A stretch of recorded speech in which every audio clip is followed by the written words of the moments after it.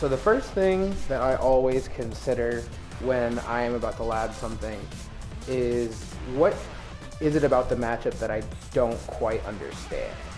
And one way that I get to know this like better is by finding out which character I would prefer to use in this matchup.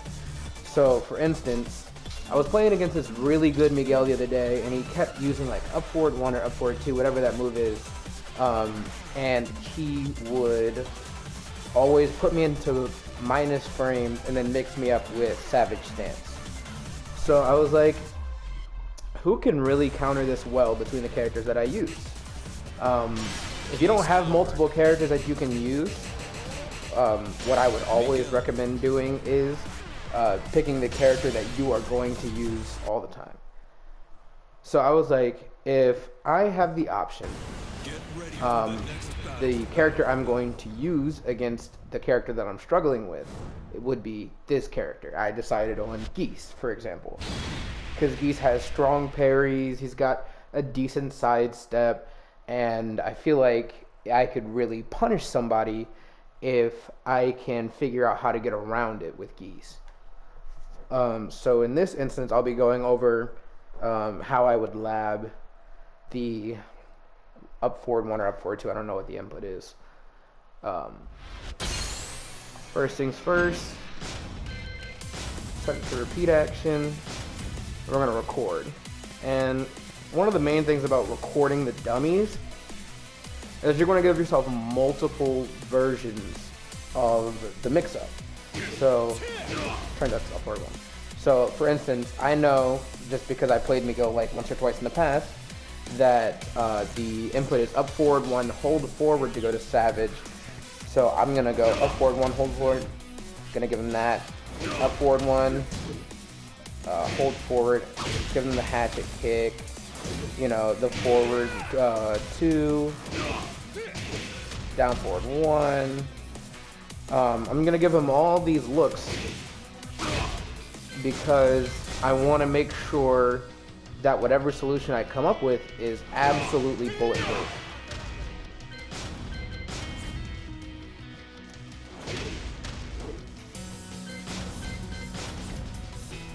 Let's see, what else is another one?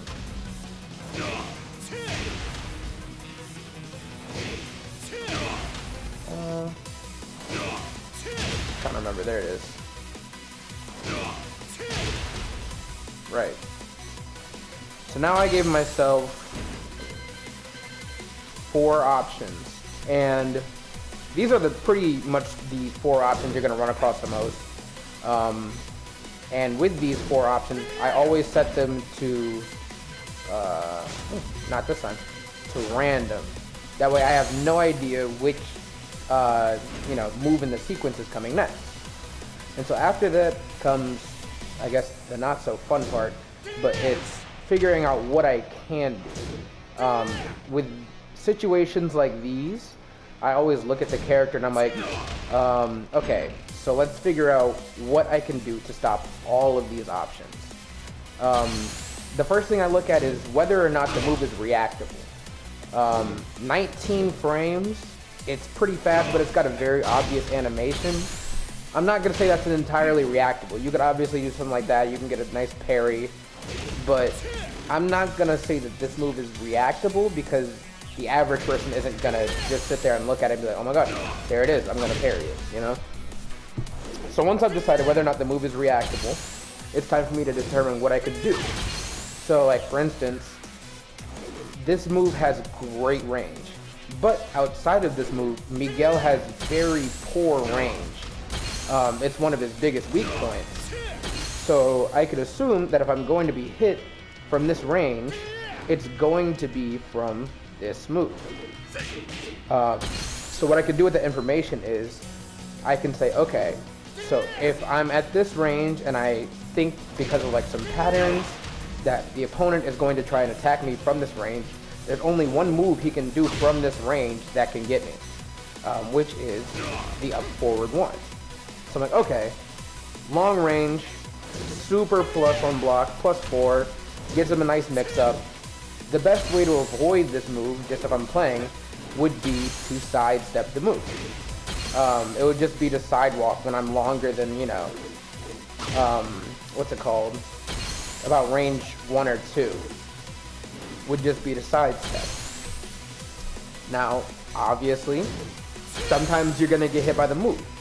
So once you find the obvious solution to the problem, the next step, I guess, is to find the solution within the problem. So now I know he's got plus frames, he's got mix-up. What can I do to avoid as many options as possible after he hits me with it? So one second, let me look at my little handy-dandy sidestep chart. Because I forget if Miguel is sidestep left or sidestep right. And it's always good to go back and reference your chart if you don't know, or if you don't have it. If you don't have it, I can give it to you. Miguel is sidestep left. Okay, so let's try that. -4, generally you don't want to sidestep left. Generally that's a big no-no. Usually you don't want to sidestep left more than -3. You know, that's just like the biggest, that's one of the big things about Tekken, is that you don't want to sidestep when you're more than -3. And this also applies for like pressure. So like, let's say I'm doing pressure, and I have the pressure move that leaves me -3. You could do your pressure move that's -3, sidestep to their weak side, and then get a quick punish when they try and do a move. So back to this instance, I noticed something there. I'm like, okay, wait a minute.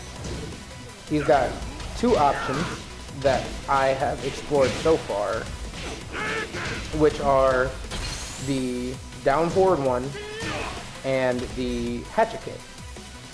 The down forward one and the hatchet kick both get beat to micro sidestep down forward, which would be low parry. One thing I just noticed though is that something that doesn't get beat is the forward 2. So I'm like, okay, that gets beat obviously because it's a high. And so I'm like, okay, so I now know that I can micro sidestep into low parry, and honestly I could probably fuzzy this. So what I'm thinking now is because the forward 2 is slower, what I could probably do is micro step, micro duck to try and catch the hatchet kick, and then if I don't get the hatchet kick, I immediately press back in order to try and block, to try and not get launched by the forward 2. So it's like, okay, I have a rough idea of what I can do. Let me see if I can apply it.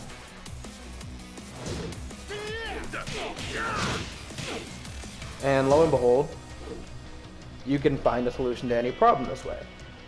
It's just about how you choose to apply the way you look at the game. And I mean, obviously I can give you guys tips for how to do almost anything when it comes to labbing, but this was just a really short, really quick video that I wanted to make to show you how you could use a certain train of thought to change how you do the game. Thanks.